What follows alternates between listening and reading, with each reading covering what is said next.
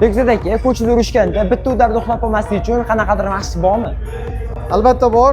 Ko'chada yurishganda bitta udarda uxlamaslik uchun avvalambor oyoq baquvvat bo'lishi kerak, muskullar zo'r bo'lishi kerak. Oyoqqa bitta udarda uxlamaslik uchun mana shu упражненияларni bajarishimiz kerak. Shu упражненияларni bajarganimizda bitta udarda uxlash imkoniyati ancha pasayadi. Endi ikkinchisi bor. Ikkinchisi bo'yinni mustahkam qilish kerak. Bo'yin muskullarini zo'rlash kerak. Bo'yin muskullarini zo'rlash uchun mana shunday mashqlarni bajarishimiz kerak. Chiroyli mashqlar bajarilganda bo'yin muskullari o'sib qalinlashadi.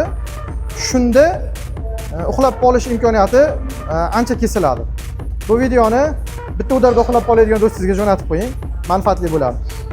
Bekzod aka, bitta udarda uxlab qolmaslik uchun shu mashqlarni qilsam bo'ldimi? Yo'q. Bitta udarda uxlamaslikda eng asosiy mashqi bor, eng zo'r yo'li bor. Bitta udarda hech qachon uxlab qolmaydi. Buni yo'li hech kim bilan urushmaslik.